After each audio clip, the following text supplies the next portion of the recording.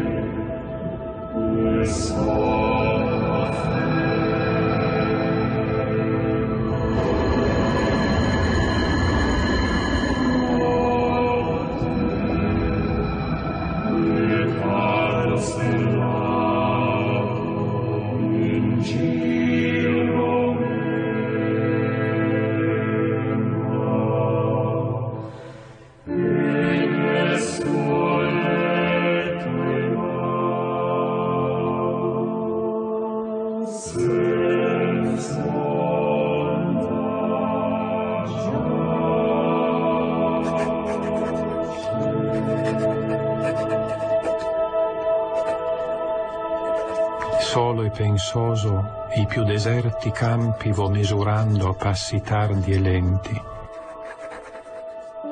e gli occhi porto per fuggire intenti ove vestigio umano l'arena stampi. Altro schermo non trovo che mi scampi dal manifesto accorger delle gemme. C'est un visage qui sort de la foule. Un visage pas taillé à la hache comme le cas de Dante, mais un visage un peu plus rond, un peu plus, comment dirais-je, un peu moins ascétique. Plus charnel. Plus charnel et manifestement le visage d'un homme qui pense. On voit le penseur, on voit le chercheur, j'allais dire. Voilà comment Pétrarque se décrivait lui-même dans sa lettre à la postérité. Au temps de ma jeunesse, j'avais un corps assez agile, sans être très fort. Je ne peux pas me vanter d'avoir été très beau, mais quand j'étais plus jeune, je savais plaire. J'avais un teint vif, entre blanc et brun, avec des yeux brillants et un regard perçant. Oui. Une vie, une œuvre, Pétrarque, 1304-1374. Perché negli atti d'allegrezza spenti di fuor si legge com'io dentro avampi. Sicch'io mi credo mai che monti e piagge e fiumi e selve sappian di che tempre sia la mia vita che celata altrui. Ma pur si aspre vie né si selvagge, cercar non so ch'amor non venga sempre ragionando con meco e io con lui. Que fais-tu? Que penses-tu? Question posée au début d'un sonnet qui, par-delà 7 siècles qui nous séparent de lui, Pétrarque nous adresse. D'une époque sombre et tourmentée à une autre, qui est la nôtre. Parole essentielle, de glace et de feu dans son dénuement, constat lucide du désarroi qui fige, et mouvement fébrile, passionné, aspiration de la condition humaine. Pétrarque donc, 7 siècles après. Pétrarque, dont l'immense fortune est surtout liée à un recueil de vers en italien, le Canzoniere. Pureté de diamant qui irradie toute la poésie amoureuse à travers l'Europe pendant des siècles et jusqu'à nous. Comme un somptueux reliquaire, selon les mots d'un grand poète italien contemporain, Giovanni Raboni, et paradoxal reliquaire où repose non ce qui est mort, mais ce qui est condamné à vivre pour toujours quelque chose, une idée, une passion, un tourment qui ne sera jamais cendre parce que son feu ne cessera jamais de brûler. Pétrarque, homme de conflits et de contradictions, voyageur cherchant le repos, plongé dans le bruit du monde, des cours, des palais, et à l'écoute, dans le silence de sa chambre, du bruissement de ses voix familières que sont pour lui les auteurs anciens. Dialoguant sans cesse avec le passé pour mieux s'adresser à la postérité, couvert d'honneur et épris de cette solitude qui l'élèvera au rang de mythe littéraire. Pétrarque, poète, et autre chose que poète. Comme en témoignent ses œuvres latines, que la renommée du canzoniere ne saurait faire oublier, car elles lui sont intimement liées, donnant à Pétrarque la place exceptionnelle qu'est la sienne dans la vie littéraire, morale et politique de l'Europe moderne.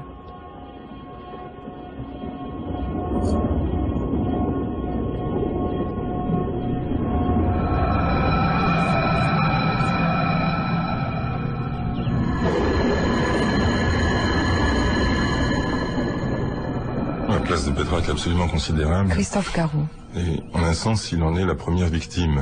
Après, pourtant, l'avoir souhaité, cette place, puisqu'il était tout à fait obsédé par l'idée de postérité, non pas comme une gloire un peu vaine, mais comme le travail que la postérité avait à accomplir sur un certain nombre de choses qu'il avait lui-même motivées et qui définissaient du coup le devoir humain. Mais pourquoi il a été piégé par cette position imminente? Précisément parce que, se trouvant ainsi en vue, chacun a essayé de tirer de la manne absolument prodigieuse qu'il a fournie ce qui pouvait intéresser ses propres intérêts, ses propres préoccupations.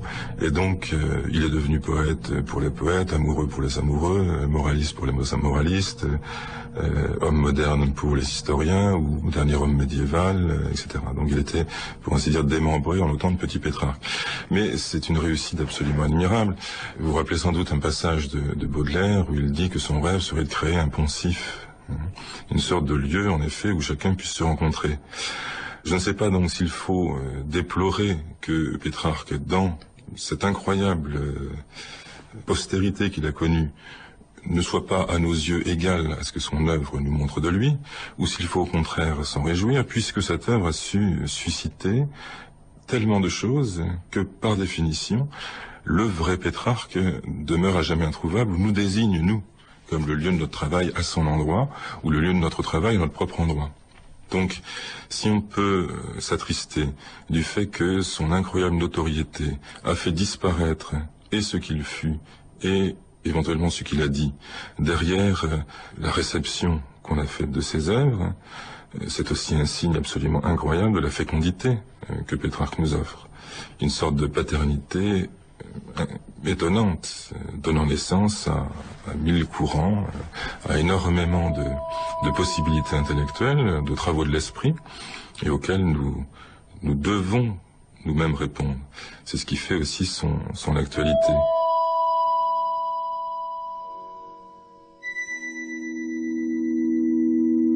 Erano I capei d'oro a Laura sparsi, che in 1000 dolci nodi li avvolgea, e il vago lume oltre misura ardea di quei begli occhi corni sonsi scarsi, e il viso di pietosi color farsi, non so se vero o falso, mi parea. I che l'esca amorosa al petto avea, qual maraviglia se di subito arsi. Non era l'andar suo cosa mortale, ma d'angelica forma, e le parole sonavan altro che pur voce umana. Uno spirito celeste, un vivo sole fu quel ch'io vidi, e se non fosse ortale, piaga per allentar d'arco non sana.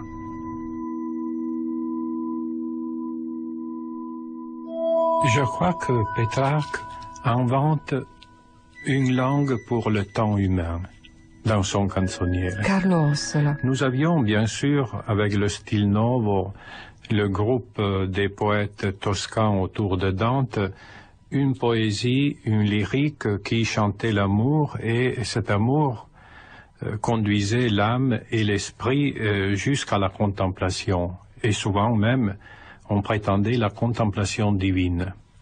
Maintenant, Pétrarque réellement invente une langue pour le temps humain. C'est la première fois que le temps humain devient l'objet d'une écriture qui se dispose autour de 365 sonnets, c'est-à-dire 365 jours, plus le sonnet d'ouverture, c'est-à-dire une année.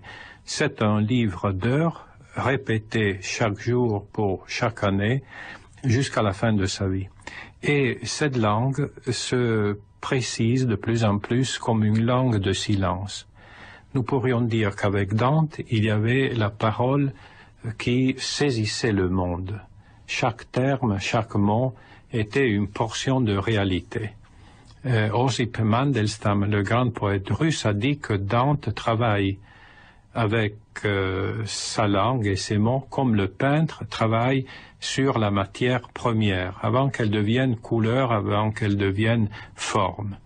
Eh bien, Pétrarque fait un travail inverse, d'une certaine manière. Il prend la mémoire du temps et il commence avec un travail de polissage et d'effacement pour réduire l'événement, la variété des éléments à cette idée unique, à cette mémoire unique, l'or, qui ne doit rester que lumière. Un grand poète contemporain, Ungaretti, a écrit un essai fondamental pour comprendre Pétrarque au XXe siècle, et il dit exactement que toute la matière de la poésie de Pétrarque est matière lumineuse et lumière. Oui, devant le Niagara, on sait vous dire que Pétrarque fut amoureux. À Scheveningen aussi, à Bâle, sur ce pont où exactement au milieu, une partie du carnaval tue l'autre. Ou sur la tour penchée, au Spitzberg, au Cap, au sommet des pyramides, partout. Tandis que dans des voyages et dans des stations pour un panorama mérité, l'on vous vend des mamelles séchées ou des porte-plumes en pâte de chamois contenant une magie, ou des opales, ou des baromètres, ou des fleurs séchées, ou des cristaux. Cette renommée lui rend justice. C'est le plus formidable amoureux européen et transeuropéen depuis les temps de la Louve jusqu'à cela très actuel et féru de clavecin et d'authenticité du chien loup, blanc, polaire. Charles Albert Cingria. Pétrarque a inventé au XIVe siècle une langue qui est restée absolument immobile et immuable pendant 7 siècles. Je peux lire en italien, et puis on pourra lire aussi en français, le sonnet 61, et aujourd'hui encore, aucun mot ne doit être changé en italien. Tout est compréhensible et tout est dans la langue d'aujourd'hui. Et même en le lisant très lentement, je crois que n'importe quel lecteur d'une tradition romane, d'une tradition européenne, peut l'entendre. Benedetto sia il giorno, e il mese, e l'anno, e la stagione, e il tempo, e l'ora, e il punto, e il bel paese, e il loco, ov'io fui giunto da 2 begli occhi che legato m'hanno. Que béni soit le jour, et le mois, et l'année, et la saison, le temps, et l'heure, et le moment, et le pays joli, le lieu où je fus pris par 2 beaux yeux qui m'ont lié. Aucun de ces termes n'a changé de valeur pendant 7 siècles. Aujourd'hui, nous sommes à peu près obligés de mettre un texte bilingue déjà pour Rabelais, qui vient 2 siècles après. Pour Pétrarque, rien n'a changé. Et ça, c'est l'une des grandes conquêtes, me semble-t-il. Mais il ne faut pas la penser comme une conquête linguistique. Il faut la penser comme une conquête philosophique. Il faut trouver une langue qui ne soit pas usée et, je dirais, amoindrie par le temps.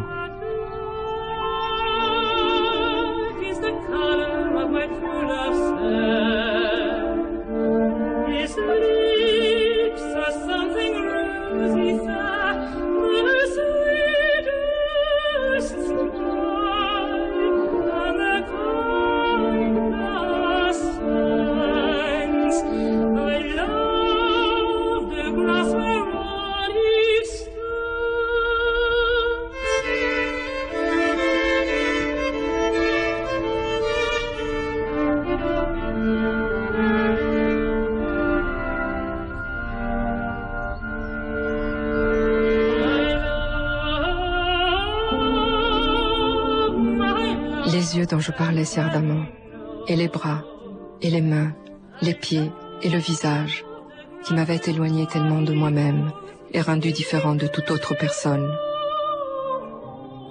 La chevelure d'or pur et brillant, bouclée, et le scintillement de son rire angélique, qui faisaient apparaître un paradis sur terre, ne sont plus que poussière, qui ne ressent plus rien. Cependant que je vis, m'en irrite et en souffre. Rester sans les clartés que tellement j'aimais, et par grande tempête, en bateau désarmé. Qu'or soit donc la fin de mon chant amoureux, dessécher la veine du génie coutumier, et ma cithare s'est convertie dans les larmes.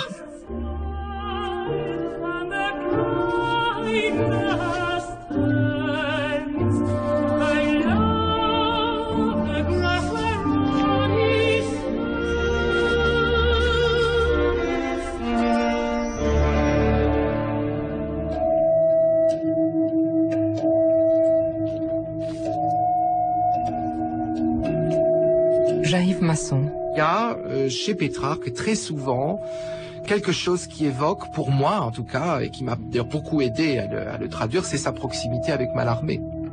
C'est-à-dire que le sonnet mallarméen tel que nous le connaissons, mais aussi l'ensemble de l'œuvre de Mallarmé, est une œuvre qui défend son accès à une lecture trop rapide.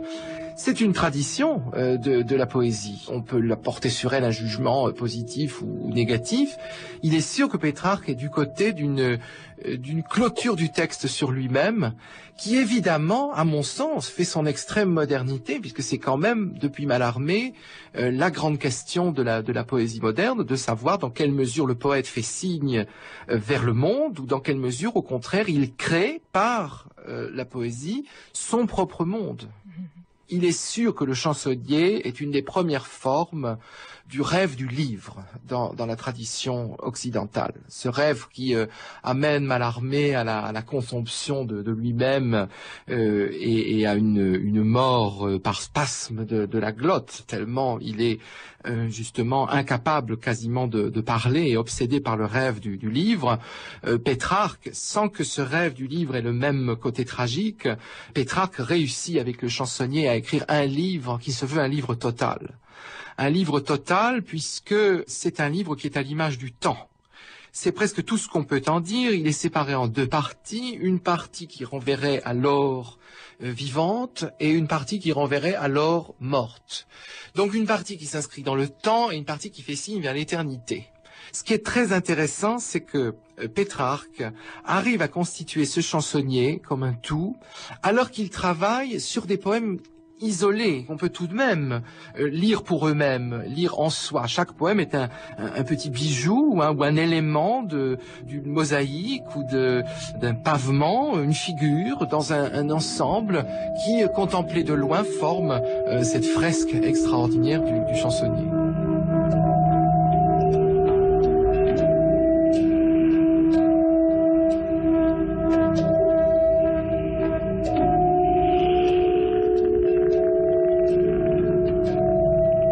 Parler de Pétrarque et du Canzoniere, écrit Andrea Zanzotto, l'un des plus grands poètes italiens contemporains, a toujours fini par signifier parler simplement de la poésie, de son propre, de son inhérence au feu d'un côté, à l'artifice de l'autre, d'un feu éros, d'un artifice excédant toujours la réalité et cependant menacé de tomber dans l'insignifiance et la vacuité, mais contraint de trouver sa vie jusque dans ce danger même. Sur le Canzoniere et sur l'importance de ce qu'il a pu signifier, on a aussi trop écrit, mais ce trop est là par ailleurs pour indiquer l'insuffisance qu'il porte en lui. Ainsi, toute rébellion contre le pétrarchisme et même tout coup de dé lancé contre Pétrarque ramène plus que jamais à celui-ci à l'extrémisme de l'acte qu'il a posé. Zanzotto retrouve un chemin important pour comprendre la poésie de Pétrarque. C'est-à-dire que ces fragments, rerum vulgarium fragmenta, ces fragments de l'âme, sont aussi des fragments d'une unité que Pétrarque ne peut plus rétablir. C'est le premier des poètes déchirés, c'est un Mallarmé avant la lettre. Quand il dit, comme les maris du Vendredi Saint qui contemplent le corps du Christ mort, de ristate a veder qual è il mio male, rester ici, regarder quel est mon mal, il se présente comme en réalité un corps mort crucifié. Et je crois que Zanzotto a raison, au moins sur un point essentiel, c'est-à-dire que l'éternité ne traverse pas le temps, n'absorbe pas le temps. Si elle sera après le temps, comme les triomphes le disent. L'éternité triomphe, mais après l'amour, la pudeur, le temps, la renommée, etc. Elle triomphe, mais à la fin. Il faut faire cette traversée de la vallée de larmes. Eh bien, dans cette traversée, le poète se présente comme le premier corps crucifié et victime. De ristate a veder qual è il mio male. Et Zanzotto même a réécrit ce Pétrarque, c'est la plus belle réécriture dans le 4e de ses poèmes sur Pétrarque, dans Galateo in Bosco, il le dit d'une manière très très proche de la formule que vous avez citée. Disciolta furia e cura, dentro il fimo aureo, macello senza sangui, rogo senza fiamme, pia lex per te peribo. C'est une furie qui s'est déchaînée. Et ce travail se fait dans la boue du monde, où il y a des massacres sans présence rédemptrice du sang, macello senza sangue, et bûcher sans flamme. Donc une loi au nom de laquelle je pourrais mourir.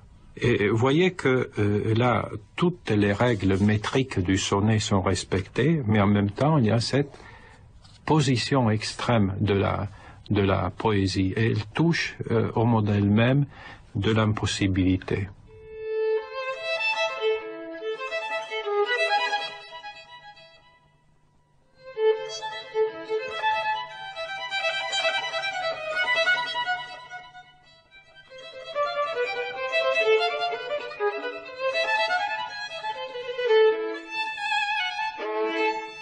C'est un cas très étonnant d'un poète qui fonde une école, et une école dans laquelle il y a de très grands poètes, hein, ça ne fait pas de doute. Mais disons que cette revendication de maîtrise absolue le rend parfois presque inquiétant. Et c'est cette inquiétude-là qu'on doit surmonter quand on le traduit. Il est extrêmement intimidant. Et donc, bien sûr, quand on fait l'effort d'essayer de le traduire, je dois dire qu'au fur et à mesure qu'on rentre dans son œuvre, on le voit devenir de plus en plus humain.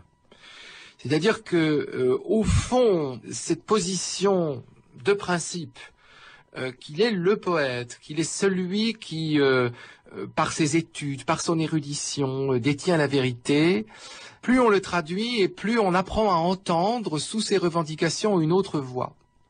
Et une autre voix qui est extrêmement, et qui au fond a été très bien entendue, y compris par la tradition musicale, quand les madrigaux dérivés du style pétrarchiste ont commencé à être mis en musique.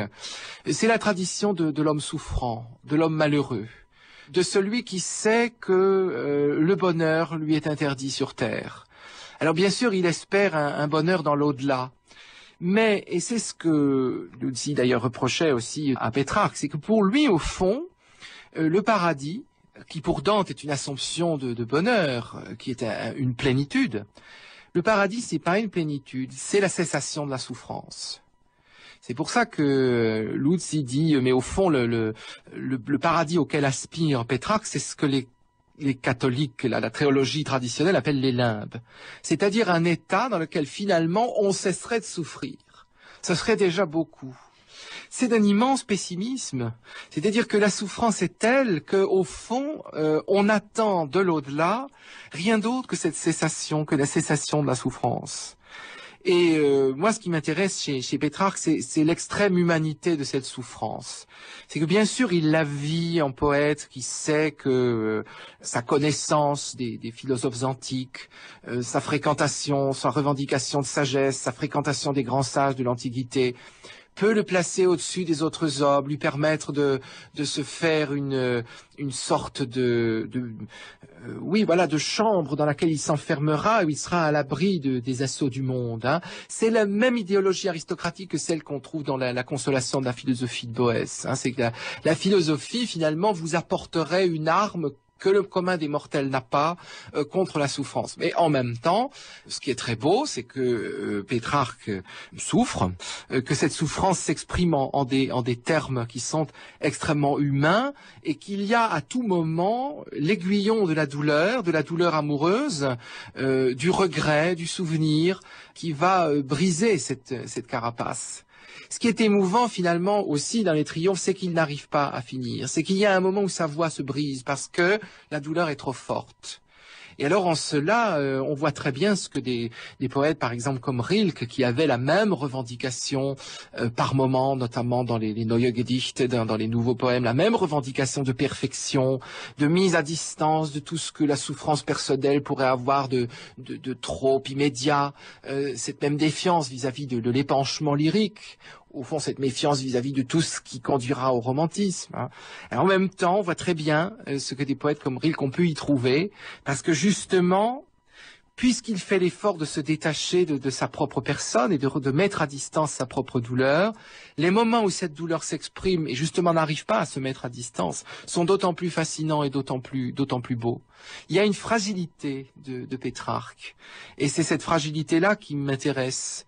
C'est elle qu'il faut essayer de faire entendre dans la traduction, dans les moments où même le rythme, et c'est ça que permet l'handicasyllabe italien, la régularité du rythme se brise et on entend quelque chose comme un sanglot. Un sanglot évidemment esthétisé ou mis à distance ou parfaitement maîtrisé, mais qui est quand même là, qui est la petite faille, la petite fracture sous la perfection de la forme.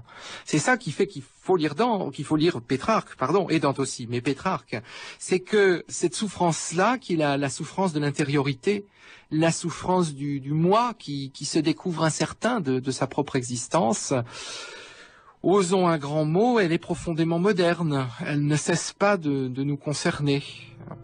Elle est présente sous la clôture parfaite du texte.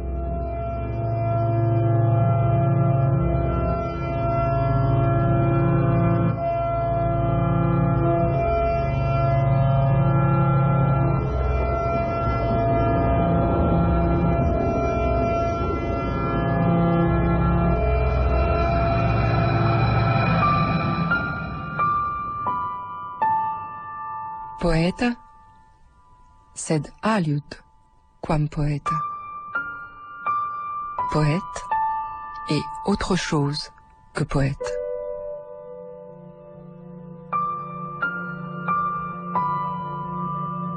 Cette formule, Pétrarque l'emploie donc dans son discours de couronnement en 1341 sur le Capitole, pour dire de lui-même en effet qu'il serait heureux à l'idée qu'on puisse le tenir pour un poète, à condition que le tenir pour un poète ne fasse pas disparaître le fait qu'il puisse être autre chose que poète.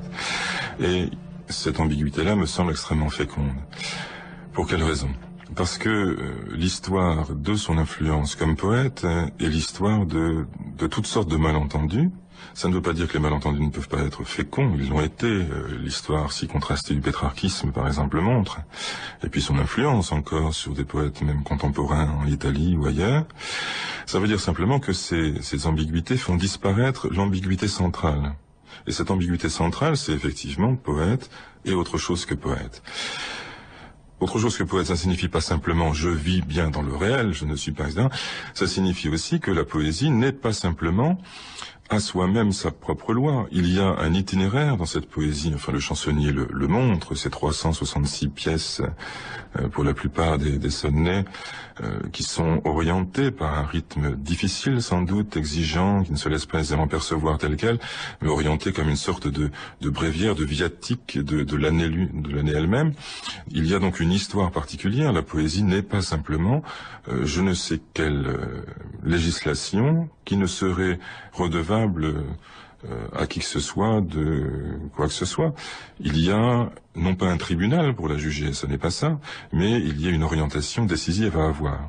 Et cette orientation, elle peut se dire de multiples façons dans l'œuvre de Pétrarque, dans la poésie elle-même, à condition qu'aujourd'hui nous acceptions que la poésie ne soit pas simplement un nombrilisme poétique, pour faire vite, ou alors une bimbeloterie admirable, mais bimbeloterie tout de même, et à condition aussi que nous n'opérions pas de distinction tranchée entre l'activité poétique, entre guillemets, au sens commun du terme, et puis le fait d'écrire des œuvres morales, d'écrire des lettres en latin, d'écrire des invectives extrêmement violentes, d'avoir donc une diversité d'écriture, une ouverture de compas, une amplitude de soucis tout à fait considérable. Ça veut dire que c'est la vie dans sa totalité qui se trouve ainsi éclairée. Et on ne fait pas une idole de chacune de ces régions. La coexistence précisément de ces régions chez Pétrarque, c'est ça la chose la plus intéressante et la plus féconde.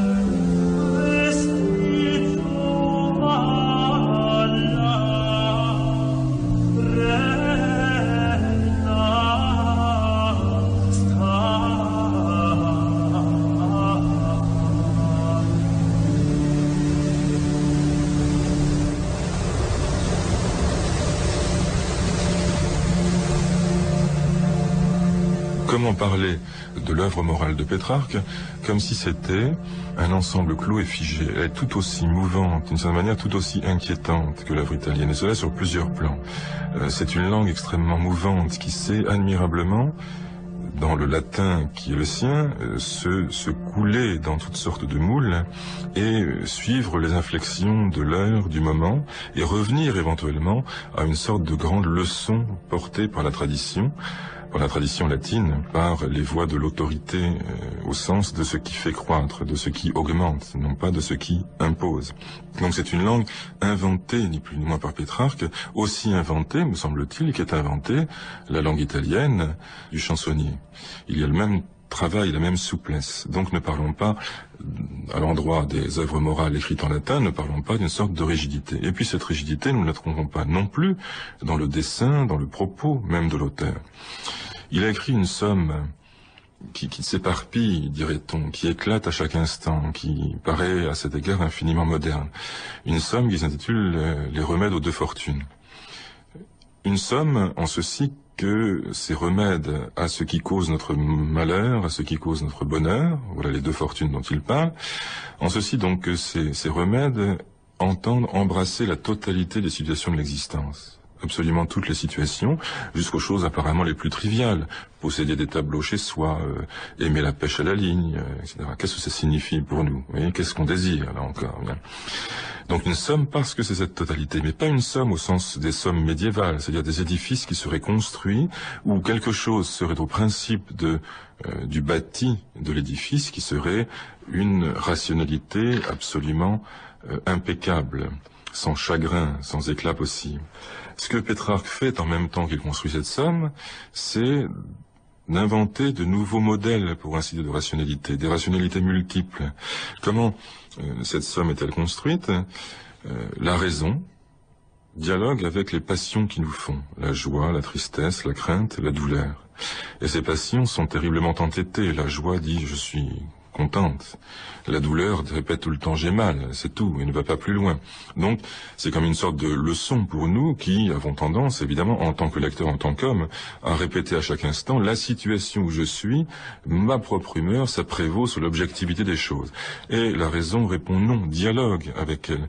Une sorte d'enseignement infiniment délicat, souple, des préceptes à appliquer en fonction des variations même de l'existence. Donc, sur chacun des points, la raison elle-même bouge, se modifie. Alors même que le propos central reste le même. Soyons libres, eu égard à la pesanteur des choses. Essayons de voir que ce qui va mesurer notre rapport à la diversité du monde et notre conscience de l'écoulement, c'est aussi le fait que nous avons une chose unitaire en nous-mêmes qui nous appelle à un dessein capable de triompher à la fois des sourires du bonheur et des tristesses de tous les malheurs.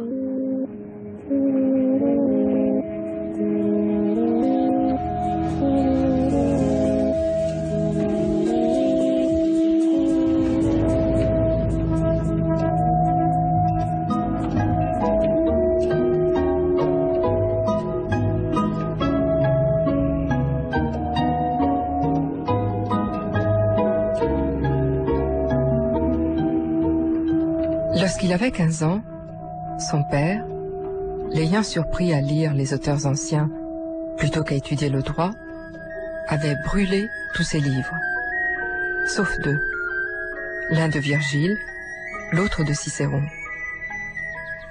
Violence d'un acte qui se révélera inutile, puisque toute sa vie, Pétrarque n'aura de cesse de reconstituer et d'agrandir cette bibliothèque détruite, jusqu'à posséder la plus vaste collection privée de littérature ancienne qui exista à son époque, où les auteurs de l'Antiquité côtoient les auteurs chrétiens, à la fois objet d'étude et voix familière.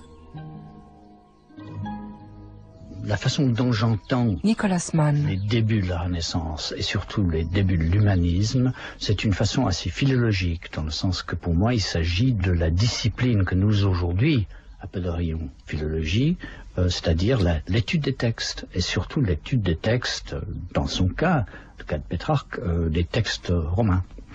Et c'est à partir d'une passion pour les écrits des auteurs romains, et l'étude de leurs textes, puis la recherche d'autres textes, puis la comparaison, ce que nous appelons aujourd'hui la collation des textes, tout ça a fait de Pétrarque, déjà quand il n'avait que, disons, 25-30 ans, un philologue, le mot actuel, un philologue vraiment exceptionnel. Et la contribution qu'il a pu faire à la Renaissance, c'est certainement en partie la contribution de celui qui était restaurateur des textes perdus, des textes connus parfois, mais très mal connus, par un travail de recherche. Recherche de manuscrits, recherche de signification, recherche de textes meilleurs, restauration des textes. Tout le travail qu'on fait aujourd'hui quand on fait l'édition critique d'une œuvre. Il l'a fait pour Tite-Live, il l'a fait pour plusieurs autres auteurs, mais surtout pour Tite-Live. Et puis il a travaillé sur Virgile. Et le grand manuscrit, qui est un manuscrit que j'aime beaucoup, c'est son exemplaire, enfin l'exemplaire qu'il a préparé pour son père, des œuvres de Virgile, où il y a autour du texte de Virgile, il y a d'abord le texte de Servius, qui était le commentateur antique de la basse antiquité, le mieux connu, puis autour de ce commentaire de Servius, il y a les commentaires de Pétrarque. Et c'est vraiment un grand document de sa façon de lire les textes, de les commenter, de les comprendre, de les comparer, parce qu'il avait, sans avoir les avantages ou les inconvénients de l'ordinateur, il avait une espèce de fichier mental absolument extraordinaire. Et une capacité de se rappeler autres textes, de les citer, de faire des références d'un texte à un autre, etc. Vous parliez par ailleurs de la tradition, enfin, de cette sorte de... Christophe Caron. D'abouchement, enfin, d'accotement entre l'Antiquité et le christianisme. Voilà aussi des éléments qui vont dans le sens de cette variation, de cette interpénétration des données, de cette réception extrêmement fluide et en même temps exigeante de tout ce qui procède du temps qui s'est écoulé. Et une réception qui est à la fois, chez Pétrarque, qui est à la fois un travail de mémoire, une mémoire presque infinie, et un travail aussi d'oubli pour s'alléger, parce que Pétrarque n'oublie pas que nous avons un cheminé, que la vie est de l'ordre de ce chemin, en réactivant une image si ancienne, depuis Platon et beaucoup d'autres, évidemment. Et donc, on doit à la fois être sur ce chemin chargé de toutes sortes de choses, et puis comme le dit un très beau poème du chansonnier, passe ma nef pleine d'oubli, on doit aussi se délester d'un certain nombre de choses pour faire vivre cela même qui nous a été transmis. Et dans ce qui nous a été transmis, concourt en effet cette antiquité latine essentiellement et cette autre antiquité un peu moins antique, chrétienne, et même aussi médiévale, parce que même si l'on fait de Pétrarque une sorte de premier homme de la Renaissance, cette Renaissance ne tourne pas le dos à tout ce qui a été nécessaire pour qu'elle puisse paraître dans les siècles immédiats qui l'ont précédé. Pétrarque a beaucoup lu, pas simplement les antiques, pas simplement Augustin, etc., mais aussi toutes sortes de sommes médiévales, toutes sortes de manuels, de florilèges, etc. Bien. Et c'est précisément la langue de la latinité, de l'idée même de latinité sur laquelle on pourrait revenir, qui va permettre à Pétrarque l'invention de ce passage, la possibilité à la fois de prendre toute cette mémoire et de s'en délester lorsqu'elle l'encombre, lorsqu'enfin il faut vivre, lorsqu'il faut parler aussi alentour. Il n'a jamais oublié que, il l'a même dit dans un traité extraordinaire qui est le traité sur sa propre ignorance et celle de beaucoup d'autres, qui est aussi un traité sur l'ignorance de soi-même, c'est simplement pas l'ignorance des choses. Donc il n'a jamais oublié que ce qu'il y avait à faire, ça n'était sans doute pas de remonter le passé comme on pêche au filet, en disant regardez toutes les belles marchandises que j'ai, c'est pas du tout patrimonial, c'est l'inverse d'aujourd'hui, mais tous azimuts de ce point de vue-là. Voilà pourquoi il est particulièrement actuel.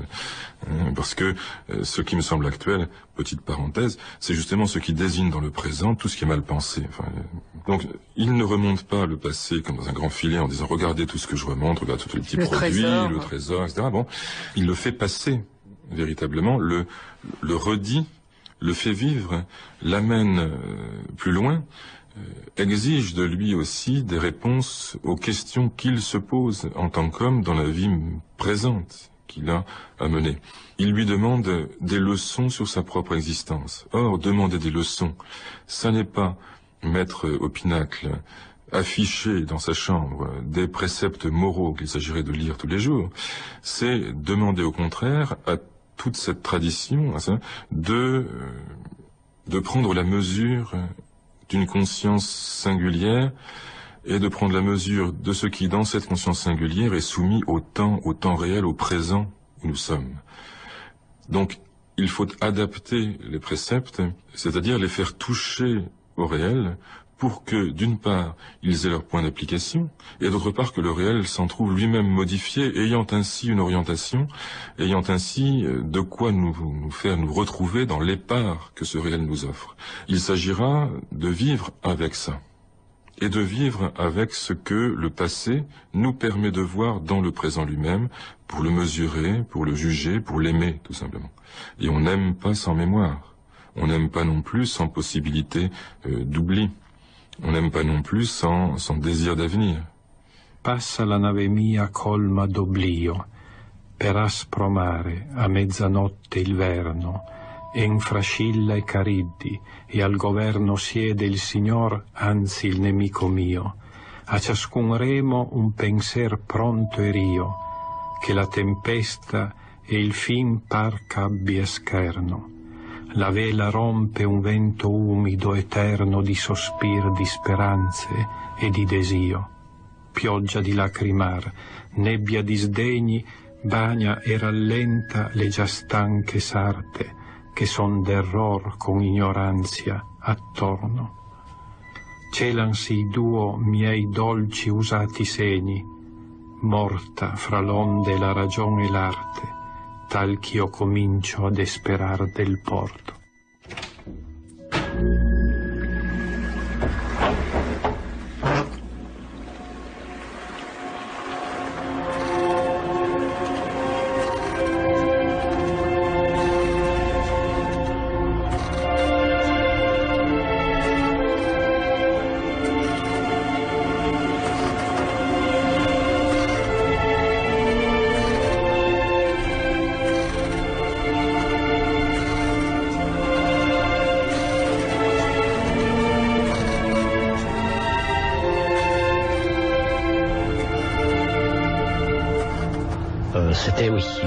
Il appelle aussi cupilitas videndi, le désir de voir, le désir donc coupable dans un certain sens, de voir. C'est un aspect de sa personnalité qui est particulièrement attrayant, je crois. Ce qui l'a amené éventuellement à faire l'ascension du Mont Ventoux, mais aussi l'a poussé à aller visiter les endroits, aller voir les antiquités sur place. Il a fait des voyages à Rome où il nous dit qu'il avait visité tous les monuments importants. Et puis il savait regarder, dans le sens que il savait regarder de façon à comprendre ce qu'il voyait. Il ne répétait pas tout simplement ce qui était écrit dans les guides, les merveilles de Rome. Il regardait de ses propres yeux. C'est ça, et parfois il faisait des jugements sur le style ou sur l'époque qui sont encore valables. Nicolas Mann, vous parliez de ce désir de voir oui. Que Pétrarque déclare, manifeste, mais en même temps, quand on pense à ce moment fondateur dans la vie et dans l'œuvre de Pétrarque, qui est l'ascension du Mont Ventoux, oui. C'est précisément l'inverse que le désir de voir qui se fait jour. Oui. Je crois parce que peut-être pour rappeler pour les auditeurs, c'est au moment où il arrive au sommet du Mont Ventoux qu'en ouvrant au hasard, dit-il, parce que ce n'est pas une légende qu'il invente après coup, mais en ouvrant au hasard les confessions de saint Augustin, il tombe sur ce passage: les hommes vont admirer la hauteur des montagnes, les vastes flots des mers, les larges cours des fleuves, l'étendue des océans et le périple des étoiles, et ils se négligent eux-mêmes. Oui. C'est admirer d'un côté le monde et d'un autre côté se tourner vers son intériorité. Oui, c'est d'ailleurs une des raisons pour lesquelles il est erroné de voir Pétrarque comme un espèce de précurseur des romantiques. Il n'est pas allé là-haut pour admirer la nature. Il parle d'une certaine curiosité, il cite des exemples antiques d'autres personnes illustres qui ont grimpé pour voir d'en haut, mais en fait, même si en arrivant là-haut, il décrit un paysage qui est en partie évidemment imaginaire, et un paysage, moi je dirais, de son esprit. Il commence à revoir l'Italie de sa jeunesse, revoir les 10 années passées d'erreurs et de péchés, etc., etc. Mais comme vous dites, quand il arrive en haut, et il regarde le texte que le vent lui présente, alors à ce moment-là, c'est en lui-même qu'il regarde. Et à partir du moment où il a lu les mots d'Augustin que vous venez de citer, il ne regarde plus autour de lui, il regarde en son fort intérieur, et il commence à descendre la montagne, et puis il écrit ce qui s'est passé. Mais c'est un moment de crise, et c'est un moment de crise qu'il met très nettement en conjonction avec le moment de crise de saint Augustin sous le figuier, qui lui aussi voit la lumière, pour ainsi dire, et commence à se comprendre mieux. Et c'est un peu ce voyage vers le sommet pour se comprendre dans son plus profond, dans sa plus profonde vérité, qui est, c'est ça le monument de Mont Ventoux. C'est pas du tout, je crois, l'ascension. D'ailleurs, moi, j'ai des doutes sur la véracité, disons, de son récit, certainement sur le détail, parce que le tout est exposé d'une façon extrêmement allégorique, et on comprend qu'il nous dit deux choses: que son frère, qui avait fait le voyage de l'ascension avec lui, que son frère était arrivé plus rapidement au sommet. Or, cela, c'est à mettre en rapport avec le fait que son frère était devenu chartreux, après coup, mais c'était ça la leçon, qu'il y avait une façon d'atteindre les hauteurs spirituelles, et c'était de devenir moine, et une autre façon de le faire, c'était la façon de Pétrarque, en prenant les voies les plus, soi-disant les plus faciles, mais en fait plus difficiles, où on arrive très lentement au sommet. Puis, une fois arrivé, on comprend que c'est pas ça. Il ne faut pas regarder le grand monde autour, il faut se regarder et se comprendre.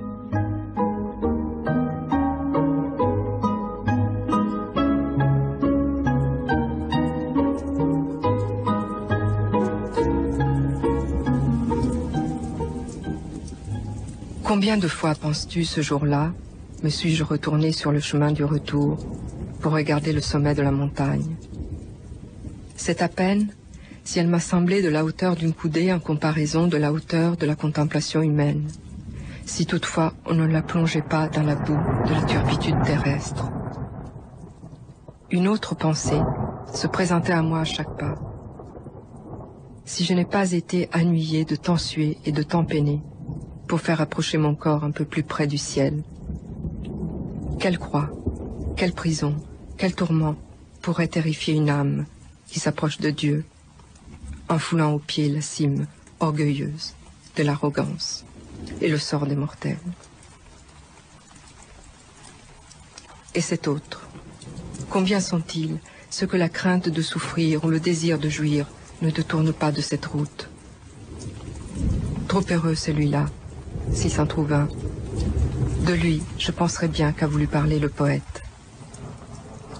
Heureux, qui a pu connaître le principe des choses, qui a foulé aux pieds toutes les craintes. L'inexorable destin et tout le bruit fait autour de l'insatiable Achéron.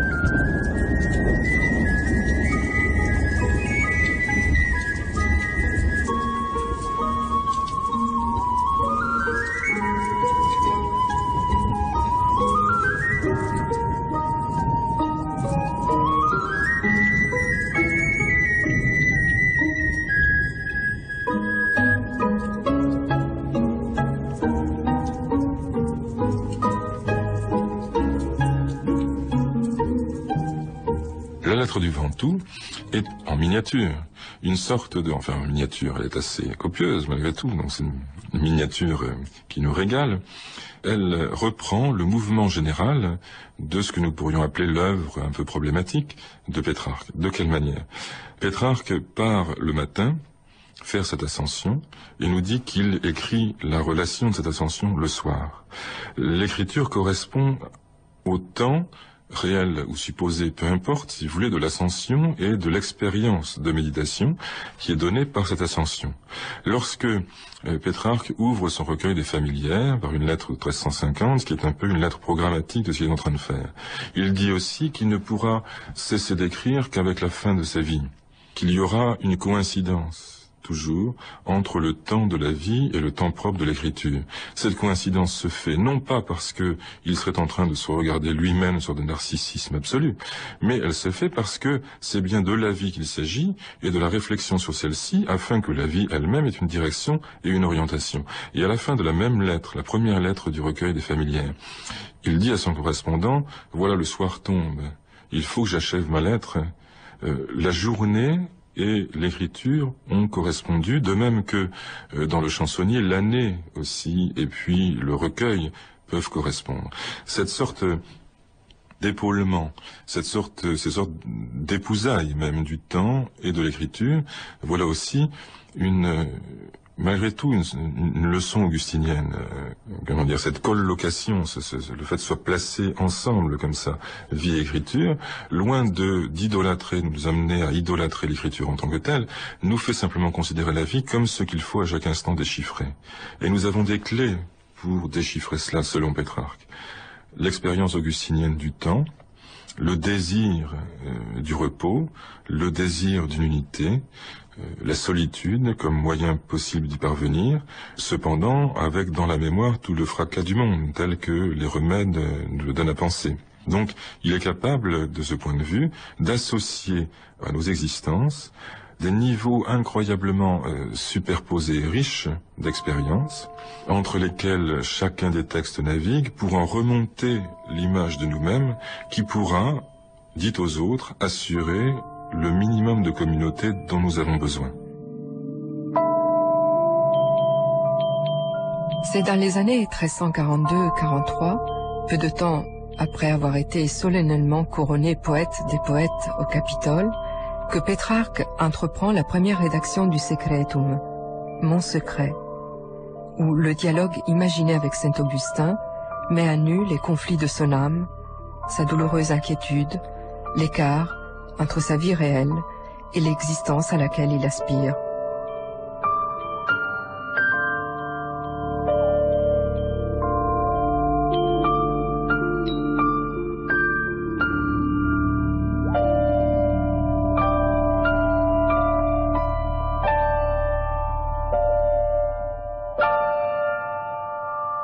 C'est l'un des témoignages les plus bouleversants de la littérature classique. Quand je dis classique, je pense à Sénèque pour commencer, Marc Aurèle et Autorne, enfin tous ceux qui ont, Augustin bien sûr, les Confessions, tous ceux qui ont mis en jeu leur identité, le soi, le dialogue avec notre vérité profonde. Et ce texte de Pétrarque reste au fond sans une solution. Augustin interroge. Il est implacable dans son interrogatoire. La vérité commence le dialogue avec Pétrarque et puis elle se tait.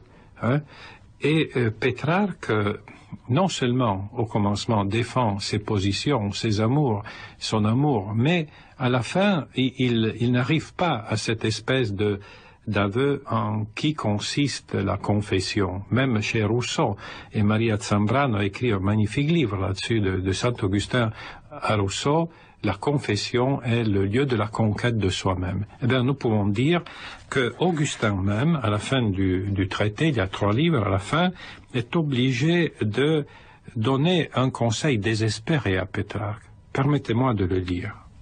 Tu me demandes un conseil. Alors prends ton courage à 2 mains et fuis.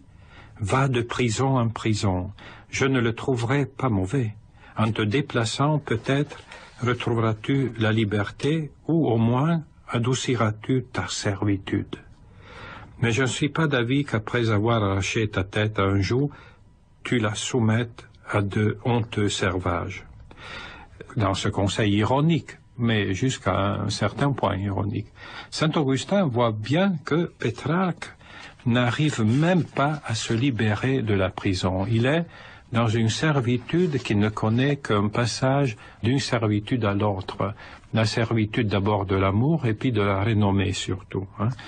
Et là, il y a 2 polarités dans le beau latin de Pétrarque qui se font jour. D'un côté, l'invitation d'Augustin, te tibi restitue, restitue toi-même à toi-même, et d'autre part, l'aveu, la certitude que Pétrarque sera obligé d'aller toujours comme une sorte de Sisyphe avec ses malheurs. Tecum peregrinabaris. Tu iras toujours avec tes malheurs, avec toi-même, avec tes souvenirs. Et dans cette polarité, je dirais que nous avons la modernité de Pétrarque. Quelqu'un qui sait, qui voit, qui a une perception, je dirais, aiguë de tout ce qui était le monde de la volonté de Bonaventure, de la volonté de Dante, mais c'est quelqu'un qui n'arrive pas à décider. Il est vraiment l'homme perplexus, hein, enveloppé dans ses incertitudes. L'homme de l'incertitude, et donc c'est en réalité notre contemporain. Nous voyons, nous n'arrivons pas à choisir, et quand nous avons choisi, nous voyons que nous avons encore une fois choisi une autre prison.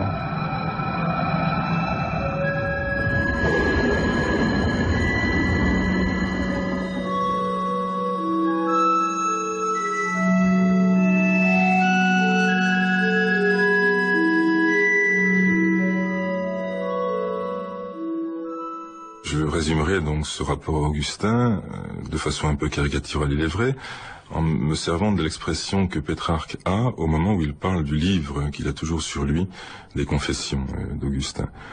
Pugillare opusculum. un petit livre de poche, finalement. Quelque chose qui tient dans le poing. J'aime bien l'idée même de poing, évidemment, non seulement la main, la mesure de la main, mais parce que avec ça, on peut aussi asséner toutes sortes de coups, je l'espère, au présent. Il y a ce qui ne va pas dans le présent, mais il l'a effectivement toujours avec lui. Et ça n'est pas l'extériorité ici, évidemment. C'est vraiment la main, c'est vraiment l'instrument qui va permettre de se connaître soi-même, de voir que la connaissance, s'il reste extérieur du monde, est une connaissance qui ne nous importe pas, comme le disait sur le traité sur l'ignorance. Il s'agit là aussi de mémoire et d'oubli, savoir inventer une sagesse qui soit liée à l'exercice de la vie. Et de tout cela, Augustin est en effet une sorte de garant et comme de première manifestation.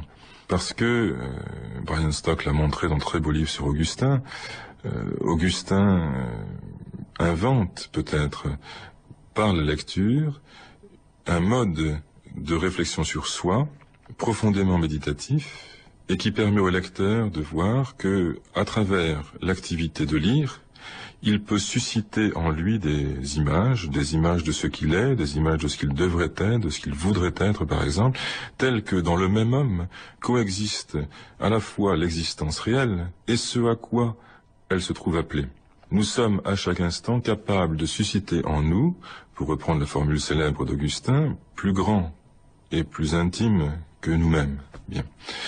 Et cette intimité, elle passe par l'activité de lecture, d'une lecture méditative.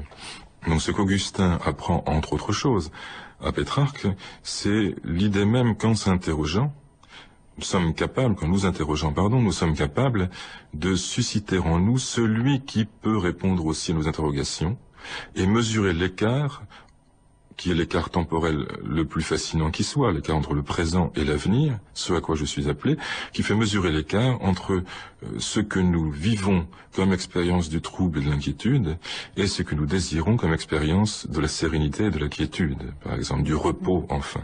C'est le début des confessions, notre cœur est inquiet jusqu'à ce qu'il repose en toi, le tout début des confessions d'Augustin, sur lequel Pétrarque ne cesse de méditer dans la vie solitaire, dans le repos religieux, dans d'autres textes aussi. Pétrarque est un vrai augustinien et il sait que la cité de Dieu n'est pas la transformation, l'accomplissement et la rédemption de ce monde et de cette cité humaine.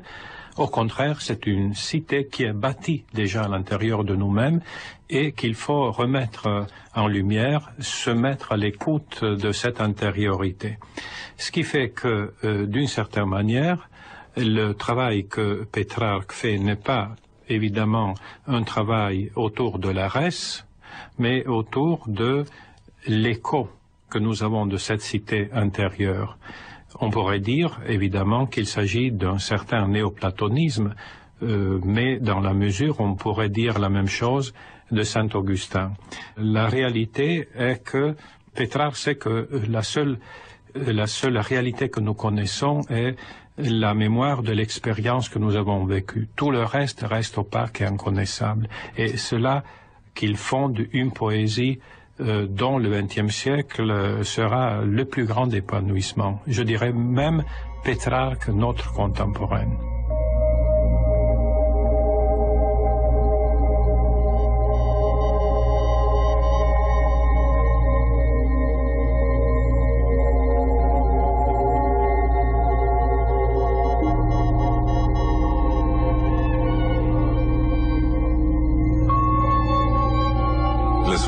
Ballottée entre les craintes dont les Écritures la menacent et l'espoir qu'elle lui donne, ne trouvant en elle-même nulle certitude, et ne sachant si elle est digne d'amour ou de haine, tremble et espère à la fois.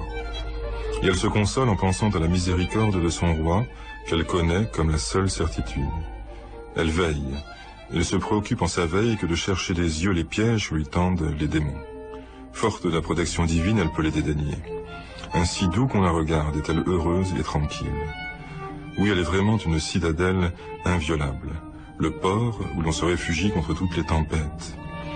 À refuser ces protections, que peut-on obtenir, sinon de s'éloigner du port, de sombrer dans l'océan des choses, et vivre sur des brisants et mourir dans le bouillonnement des flots.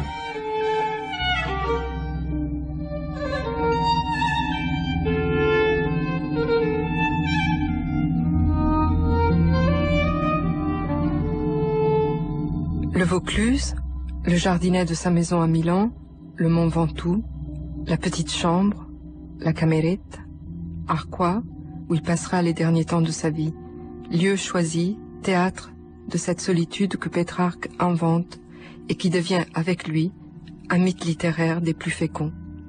Il est difficile de savoir quand un mythe paraît. Enfin, il se juge toujours par définition a posteriori à sa puissance et à sa fécondité. Mais enfin oui, Pétrarque invente à cet égard, me semble-t-il, un ordre qui n'existait pas vraiment avant lui. Il y a, quand il écrit La vie solitaire, une méditation sur la tradition stoïcienne du sage, que nous pourrions monnayer en des termes plus contemporains en parlant d'une tour d'ivoire ou une sorte de citadelle intérieure, pour reprendre des éléments aussi stoïciens, que nous nous serions fabriqués, et citadelle qui serait à l'abri des coups de la fortune, en même temps qu'elle occuperait, par définition, une position éminente nous permettant de mieux juger le monde alentour et de nous protéger de ses atteintes. Il y a donc une rigidité du sage stoïcien qui n'est pas du tout celle que nous avons vue dans la souplesse, etc. de Pétrarque. Donc ce n'est pas cette solitude qu'il songe. Il y a aussi une solitude qui est celle de la tradition monastique et qu'a choisi son frère Gérard en s'enfermant dans la chartreuse de Montrieux, près de Toulon. Ça n'est pas la sienne. Pétrarque nous dira, dans La vie solitaire, dans le repos religieux, qu'il a fait des séjours dans cette chartreuse, très brefs, et qu'il en est parti, précisément. Non pas parce il aurait quelques griefs à l'égard de cette vie, mais parce que cette vie ne convient pas à celle qu'il se sent vivre, et où son travail, son devoir, son orientation, etc., l'appelle. Donc, il invente une solitude, faut-il dire intermédiaire, ça n'est pas sûr, mais en tout cas une troisième solitude, qui est une solitude infiniment peuplée de mémoires, de livres, d'écritures, de travail, de rapports au monde, de correspondances, d'amitié, une sorte de rêve de transparence des consciences les unes avec les autres, une communication qui n'aurait même plus besoin de mots. C'est là cet idéal particulier. Mais en attendant d'y parvenir, il faut inventer un ordre tiers, un tiers ordre, un troisième ordre, entre ces types de solitude. Ni la solitude du cloître, ni l'école du cloître, avec tout ce qu'on peut y apprendre, nous dit la tradition médiévale, celle du repli, celle de la clôture, ni la solitude du sage engoncé, je veux dire, ou statufié, si vous voulez, tel qu'on le voit dans le stoïcisme, mais une solitude traversée du bruit filtré du monde, filtré à travers l'expérience des livres, l'expérience propre de l'écriture. Ce troisième ordre, il me semble qu'on peut l'appeler œuvre, c'est-à-dire l'invention de quelque chose que nous pourrions nommer esthétique, même si c'est un petit peu anachronique de parler ainsi, l'invention d'une chose qui soit comme le miroir dont j'ai besoin pour savoir à chaque instant que ma solitude est accompagnée et réflexive et réfléchie elle aussi sur le monde. Donc l'œuvre comme l'œuvre au sens, si vous voulez, littéraire ou philosophique ou moral, en tout cas l'œuvre de nos mains, si l'on veut, comme troisième ordre, l'invention de ce qui va me permettre de progresser dans ma vie propre, et ce qui va me permettre de progresser, c'est le fait de passer à l'acte dans la réflexion que je fais sur l'existence, d'inventer donc les mots eux-mêmes, l'activité littéraire comme une nécessité absolue pour savoir ce que je vis, pour le comprendre et pour l'infléchir, pour lui donner profondeur et vérité.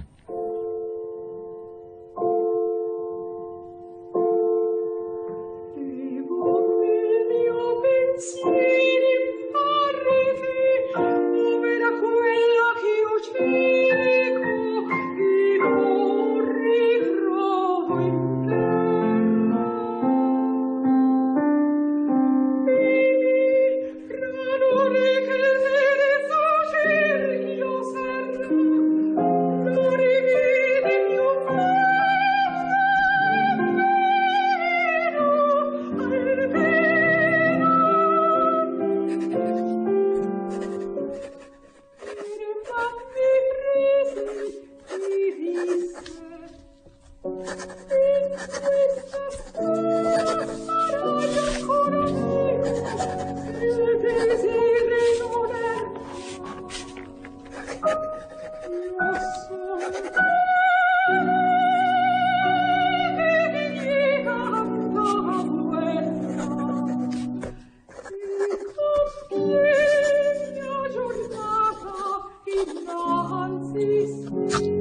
Si on présente Pétrarque comme on le fait souvent, comme ce poète précieux, extrêmement raffiné, qui retravaille sans cesse ses écrits, ce qui est vrai, on perd peut-être de vue ce qu'il y a de très contemporain, de très moderne, dans le fait de faire de la poésie lyrique, de la poésie amoureuse, un vecteur d'intériorité, d'introspection. Oui, exactement. Là, vous avez tellement raison que j'aimerais arriver au cœur de notre problème en lisant l'un des grands interprètes poétiques de Pétrarque au XXe siècle, René Char. Il était bien sûr originaire des mêmes lieux et il a écrit souvent des poèmes qui se réfèrent, surtout je dirais le recueil Le Nu perdu, qui se réfère à ce contexte de Vaucluse et de Pétrarque. Eh bien, il a dans le texte qui me paraît vraiment théorique au plus haut degré, Rémanence, une phrase qui pourrait nous expliquer la différence entre un travail maniériste sur la langue et un travail essentiel sur la langue. C'est-à-dire travailler la langue pour arriver à une essence complètement pure. Donc je me permets de lire ce texte de René Char. Comme si tu condamnais, tandis que ton amour dort, le portail souverain et le chemin qui y conduit. De quoi souffres-tu? De l'irréel intact dans le réel dévasté. Voilà, me semble-t-il que le XXe siècle nous a appris, par toutes sortes de malheurs, que le réel est dévasté. Aucun poème à la manière de Dante ne pourra plus être fait, parce que le réel n'a plus de rédemption.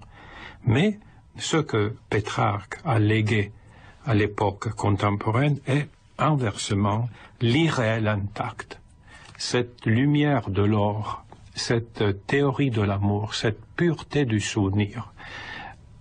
Les grands poètes du XXe siècle, dans la douleur que René Char voit bien dans cette polarisation, ont compris que l'œuvre poétique s'installe presque dans ce réel dévasté. Elle ne le nie pas, mais elle s'installe là-dedans avec cet irréel intact.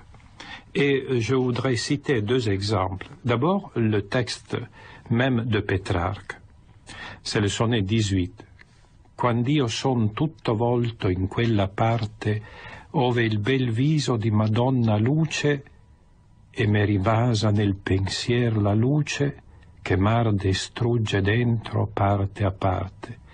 Quand je suis tout entier tourné de vers le lieu où de Madame luit le beau visage, et que dans mon esprit demeure la lumière qui me brûle et détruit au-dedans peu à peu. Et Ungaretti remarquait souvent que ce vers « E me rimasa nel pensier la luce » est le vers essentiel pour comprendre l'héritage de Pétrarque. À l'intérieur de moi-même, je n'ai plus la chose, je n'ai plus la mémoire de la chose, je n'ai simplement que le reflet, la lumière de cette mémoire. Quelque chose qui est devenu irréel et donc intact.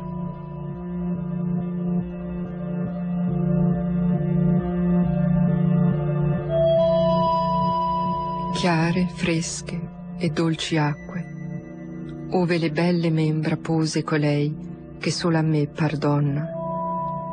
Gentil ramo, ove piacque, con sospir mi rimembra, a lei di fare al bel fianco colonna. Claire, fraîche e douces eaux, erba e fior che la gonna leggiadra ricoverse, con l'angelico seno. Où ses beaux membres abandonna celle qui seule est pour moi dame, aere sacro, sereno, ove amor coi begli occhi il cor m'aperse.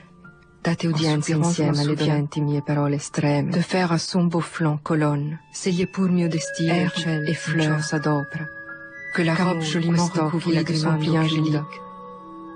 Atmosphère sacrée, sereine, où amour de ses beaux yeux, le cœur m'ouvrit, donner ensemble audience, âme douloureuse, parole ultime. Si tel est mon destin et le ciel s'y emploie, qu'amour ferme ses yeux à force de pleurer. Par quelque grâce puisse mon misérable corps parmi vous être enfoui, et mon âme retournée nue vers sa demeure. La mort sera moins cruelle si cet espoir j'emporte à ce passage périlleux, car mon esprit lassé ne saurait un port plus paisible, ni un fosse plus tranquille, fuir cette chair tourmentée et ces eaux che lo spirito lasso non pourria mai in più riposato porto, né in più tranquilla fossa fuggir la carne travagliata et l'os. Pétrarque devient le héros, le modèle des poètes comme Char, comme Sereni, comme Zanzotto, Mandelstam et surtout Celan, qui prennent en compte cette déchirure radicale. Eh bien, les grands poètes qui ont compris cette leçon, d'abord en Italie Vittorio Sereni qui a traduit Char, qui a traduit ces mêmes poèmes de Char, et après il a écrit des poèmes à la manière de Pétrarque, dont le titre est En traduisant Char, traducevo Char. D'autre part, Zanzotto, Andrea Zanzotto, avec ses sonetti ou hypersonetti à la manière de Pétrarque. Et encore, Paul Celan, qui avait traduit Char. Je dirais que le carrefour de toute cette expérience de Pétrarque est la Vaucluse de Char. Eh bien, Paul Celan avait traduit en même temps Char en allemand, et il avait traduit du russe Mandelstam. Eh bien, quand Mandelstam est envoyé à la Colima, donc envoyé au camp, il a un livre avec lui, c'est le Pétrarque qu'il lit à ses compagnons de malheur. Et dans l'un des poèmes les plus nus, encore une fois, de cet irréel intact, que Paul Celan écrit dans son recueil Schnee part, partie ou part de la neige, il décrit un désert complètement détruit, notre expérience quotidienne. Désert qui se représente comme des coquillages complètement nus, d'essoufflé presque, c'est son néologisme, Löspuppen. Eh bien, dans ce désert où rien n'apparaît, et il n'y a juste que des petites traces fossiles de mammouth, eh bien, quand vraiment tout est détruit, et la dernière strophe dit « Petrarca is wieder in Sicht ». Pétrarque redevient en lumière. Pétrarque nous est restitué. Pétrarque redevient visible. L'allemand est tellement compliqué là dans sa simplicité. Petrarca is wieder est de retour, et là encore une fois, in Sicht. Il est de retour en lumière, il est de retour et nous le voyons. Où nous le voyons? Dans cette destruction totale du monde. Le réel n'a plus de rédemption. Et c'est à partir de là qu'il faut que la poésie recrée un monde intact. Et c'est pourquoi, pour ce monde, la langue devient fondamentale. Car la langue doit maintenant jouer le rôle qu'autrefois l'éternité jouait, c'est-à-dire un rôle de présence et de lumière.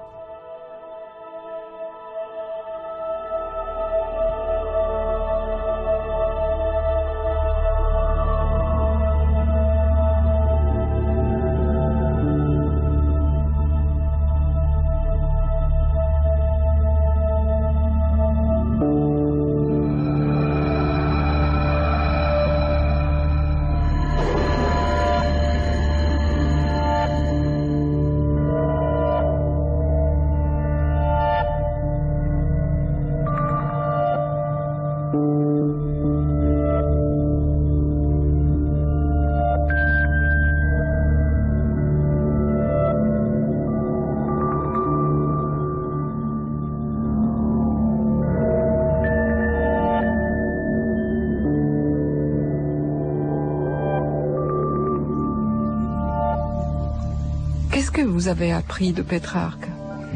Parce que, je vous cite encore une fois, Pétrarque, qui à son insu, m'a invité à ce voyage qui a rendu une certaine raison à ma vie. Oui, ce n'est pas facile de répondre. Je pense que ce que j'ai appris de lui, c'était quand même la valeur de la recherche. En partie la valeur de la recherche de soi-même, mais ça j'aurais pu l'apprendre aussi d'autres maîtres, mais d'une curiosité, la valeur d'une curiosité qui ne cesse de s'exercer.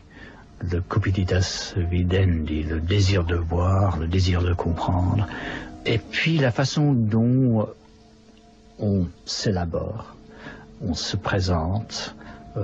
Je ne prétendrai absolument pas avoir la postérité de Pétrarque, mais quand on a beaucoup lu Pétrarque, quand on a beaucoup vécu avec sa façon de se voir, et puis non seulement de se voir, mais de se refaçonner, de se présenter au lecteur, il est très difficile d'écrire de façon innocente.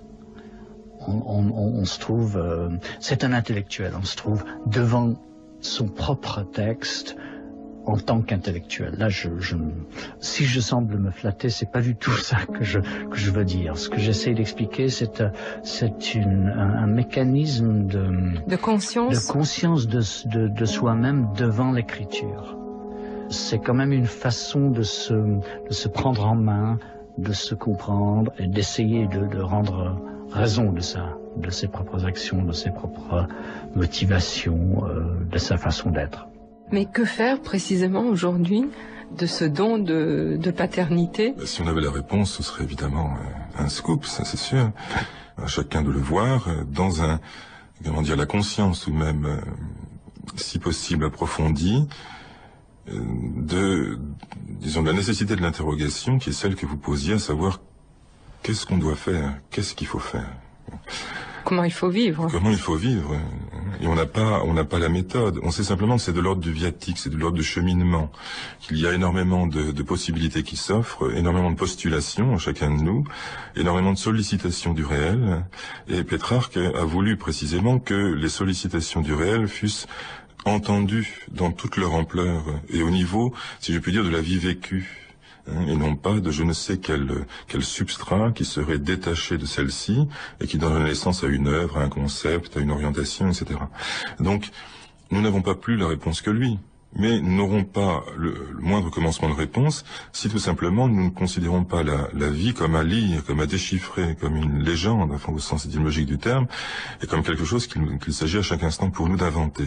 Mais attention, inventer, ça ne signifie pas se replier dans les cadres extrêmement stricts de l'individualité, avec je fais ce qui me plaît, enfin bref, c'est pas l'individualisme moderne, c'est inventer dans le souci d'une droiture, dans la conscience de ce qu'il nous faut faire, dans l'attention aiguë portée à quelque chose en nous qui s'appellerait le devoir, qui s'appellerait aussi le don, le lait, le legs si vous préférez, la transmission.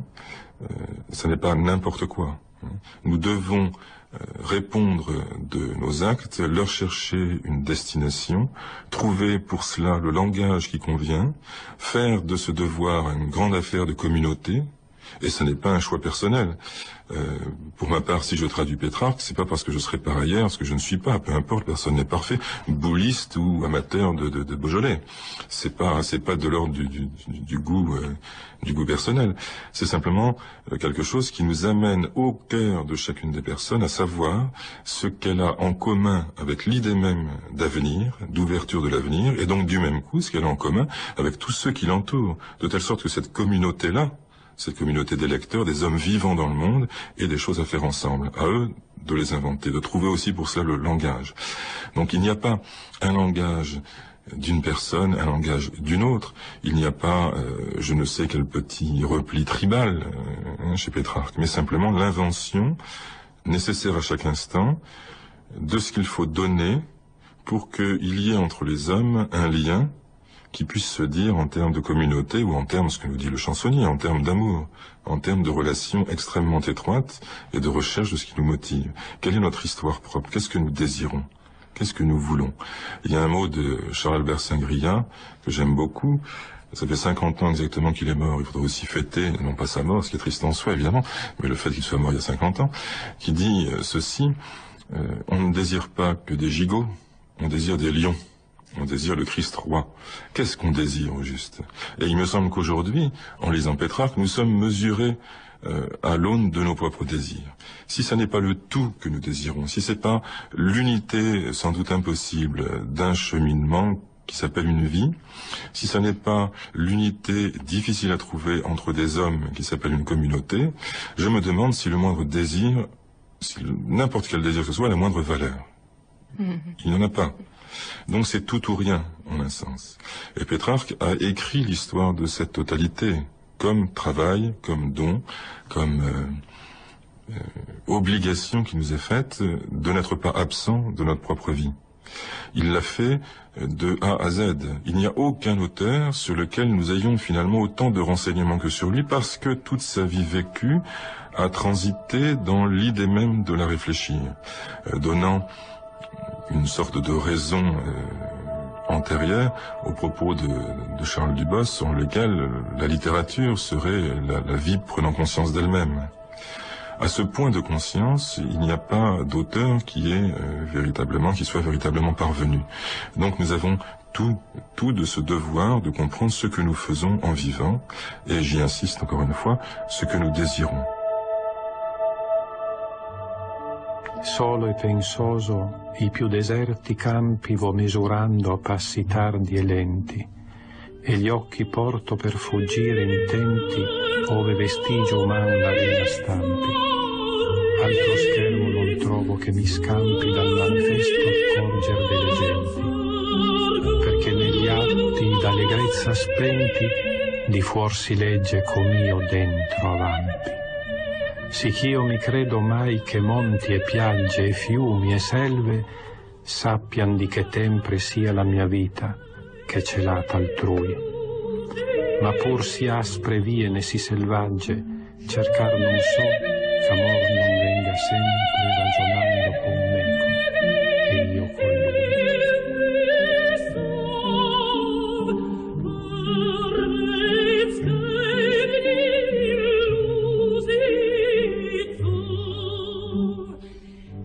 Une vie, une œuvre, Pétrarque, 1304-1374. Une émission proposée par Francesca Isidori.